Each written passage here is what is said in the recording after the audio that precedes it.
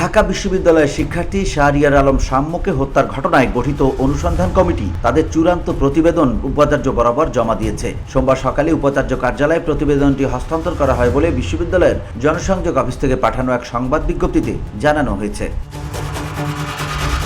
বিজ্ঞপ্তিতে বলা হয়, বিশ্ববিদ্যালয়ের কলা অনুষদের ডিন এবং তদন্ত কমিটির আহ্বায়ক অধ্যাপক মোহাম্মদ সিদ্দিকুর রহমান খান প্রতিবেদনটি উপাচার্য অধ্যাপক নিয়াজ আহমদ খানের হাতে আনুষ্ঠানিকভাবে তুলে দেন। এ সময় উপস্থিত ছিলেন বিশ্ববিদ্যালয়ের প্রক্টর অধ্যাপক সাইফুদ্দিন আহমদ এবং কমিটির সদস্য সচিব ও সহকারী প্রক্টর শারমিন কবির। প্রেস বিজ্ঞপ্তিতে আরও বলা হয়েছে, প্রয়োজনীয় নিয়মকানুন মেনে এই অনুসন্ধান প্রতিবেদন প্রস্তুত করা হয়েছে। সংশ্লিষ্ট প্রতিবেদন খতিয়ে দেখে বিশ্ববিদ্যালয়ের প্রচলিত বিধান অনুসারে যথাযথ ব্যবস্থা নেওয়া হবে।